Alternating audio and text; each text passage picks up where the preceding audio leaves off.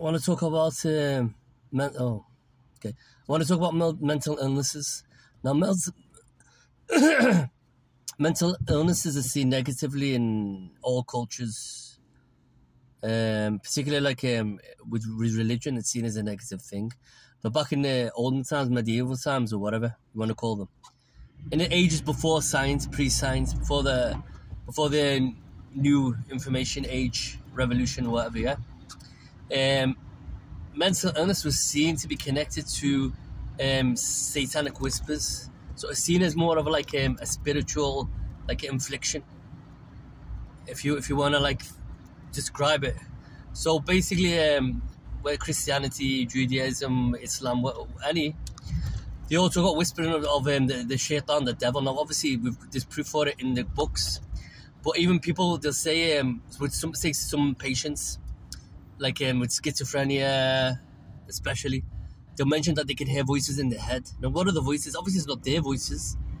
Now in some cases it's actually their own thoughts in their own head, that they can't distinguish between what's their thoughts and what's someone else's thoughts.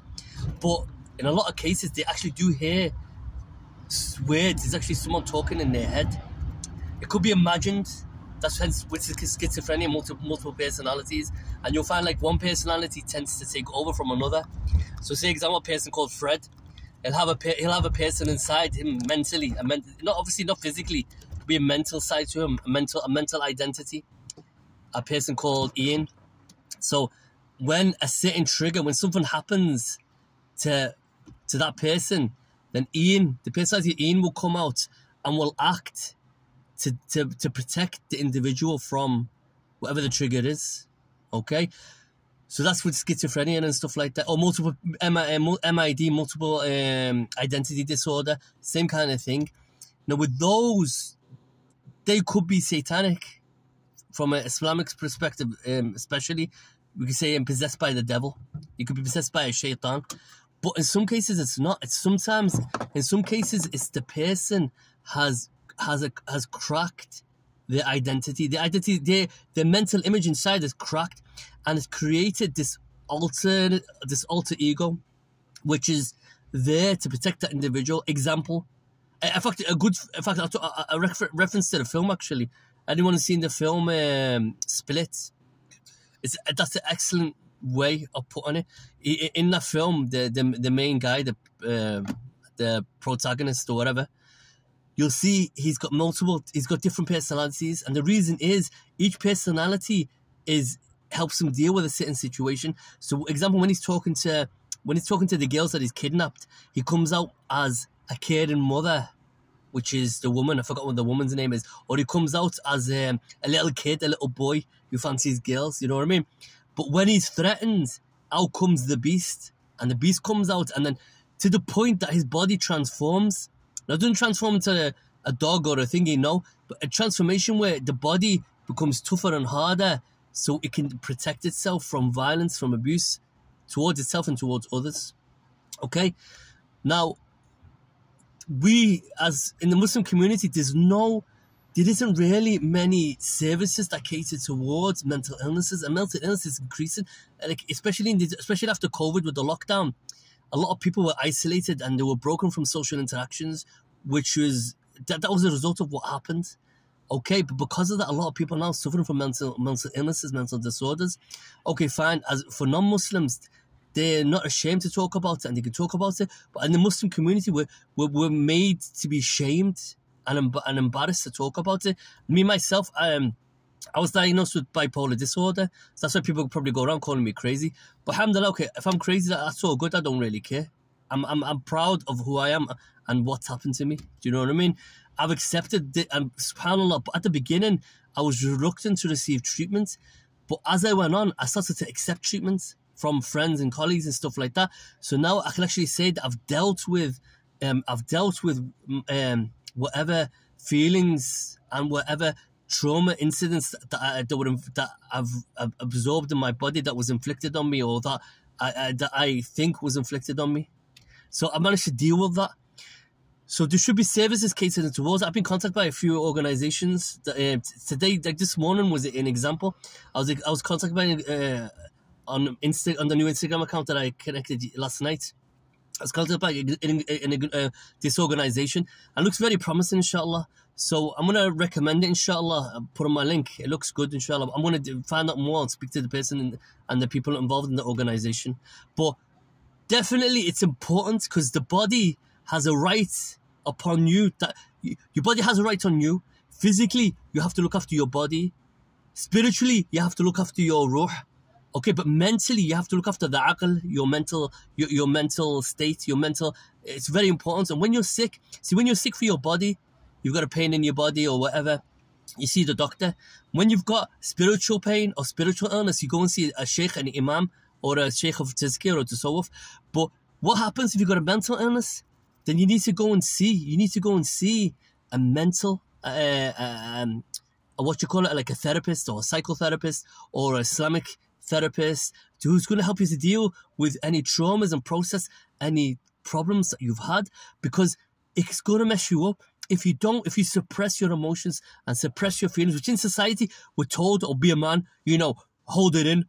That's the biggest bullshit ever. If you look at the Sahaba, you'll see many times in the Seerah, and when you in the Seerah of Sahaba, in the history of the Sahaba, even Rasul, the perfect example, and Nabi Karim Sallallahu, moments when he cried, there's moments when he was happy, there's moments when he was sad, there's moments when he was angry. They say the believer, I remember listening to a talk by Sheikh Hamza Yusuf, it said the believer is in a constant state of fluctuation between different emotions. What does that mean? It goes, so one minute the believer is happy, next minute he could be sad, next minute he could be serious, next minute he could be angry. This is the believer is real. If when the heart's alive, your heart sends out, everyone can see what's in your heart. Do you know what I mean? Our heart shouldn't be dead. A lot of people's hearts are dead. We need to bring back our hearts alive. That doesn't mean physically, because if our hearts were dead, that means we're dead. We wouldn't be talking right now. You'd be buried, I'd get buried. Now I'm talking about spiritually.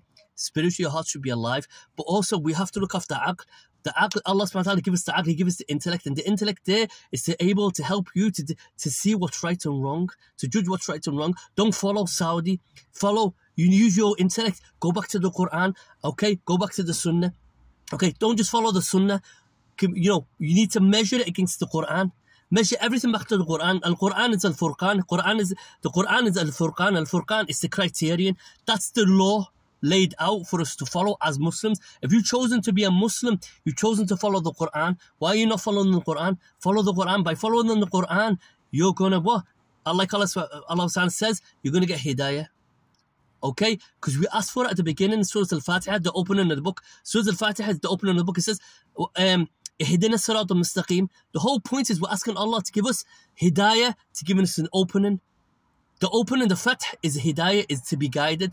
And to them, when we get guided, will lead to taqwa.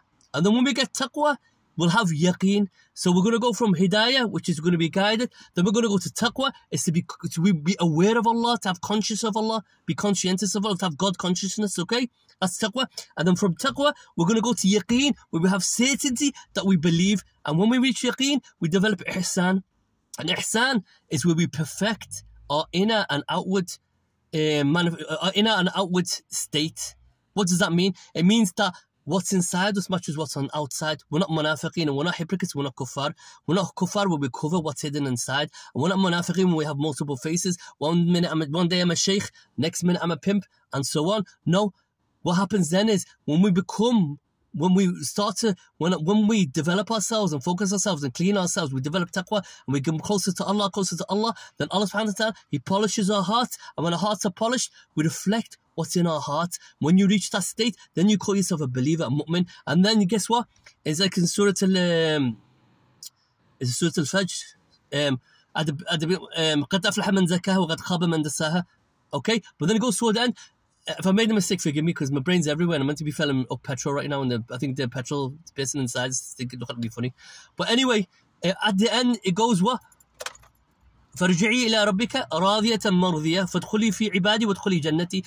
So Allah subhanahu wa ta'ala says He's calling back what? رَاضِيَةً مَرْضِيَةً. He's talking to the one that's pleased and is pleasing unto Him. What does that mean? It means the person who purified himself and he takes his nafs from nafsal he goes nafsal amara bisu. That's the nafs. That basically, that's where you do everything, because, you know, like, you're like an animal. You just, you know, you have sex because you want to. It doesn't matter if it's halal or haram. You eat because you want to. It doesn't matter if it's halal or haram. That's nafs al-amara bis-su. Then the next level, you go nafs al-lawama. So when you develop your soul, you go from nafs al-amara bis-su, that's beast mode. Then you go to nafs al-lawama. That's the where you feel bad about what you do. So say, example, you commit a sin, you feel bad. You do this and you feel bad. You go and you ask Allah for forgiveness. You do tawbah. That's nafs al-lawama. That's the lamenting soul. And then you go to what? You develop yourself, you clean your heart, you get close to Allah, you get close to Allah, you develop love to Allah, you reach what? Then the third level is nafs al-mutma'in.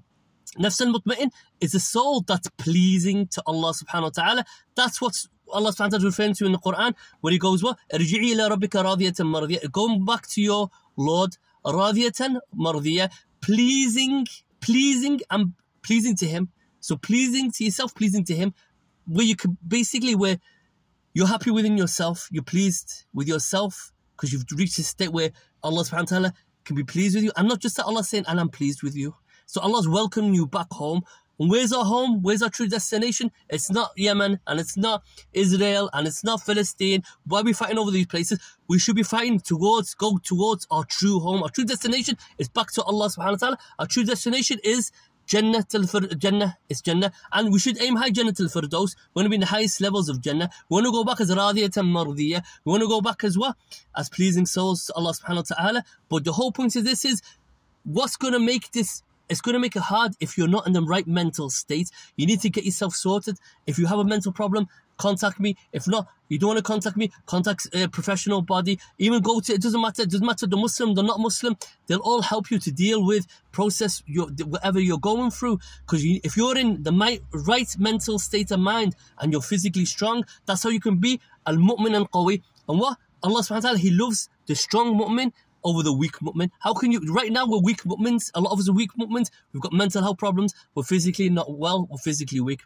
Fine. How about we make ourselves physically strong, get to the gym, we eat properly, we focus on our nutrition, okay? But mentally as well, we have to go seek therapy. Don't be embarrassed. Do you know what I mean? If you're going through a hard time, speak out, reach. Don't feel thingy. You won't believe how many suicides I dealt with last week. I dealt with 4 suicide cases last week. Because people contact me, okay, so-and-so's looking to kill themselves. People constantly crying on the phone, listen, I'm going to kill myself and so on, whatever. This is not just the first time. I've been doing it for years. I worked in social work for 20 years. I worked in the first 10 years when I got married back in 2004. I worked for 10 years to 2014. I worked with vulnerable kids who were sexually abused and physically abused and who have been gone into the foster system. They were taken off their parents or the parents left them. Okay? Now here's the thing. If you are mentally broken, you're going to live a cycle where you're going to punish yourself. You're not going to see yourself worthy. You're going to always put yourself down. And guess what? If you always have that programming, that software in you that's been put into you when you were younger, or maybe even later on the stage, you could have a traumatic experience, something can happen to you which gives you that programming. Guess what? You start to attract the shaitan. I'm not talking about the shaitan we can't see. I'm talking about the shaitan we can see, which is a human being. We attract the human shaitan, narcissists, people like that, tyranny, the tyrannist, the narcissist, the bullies or whatever.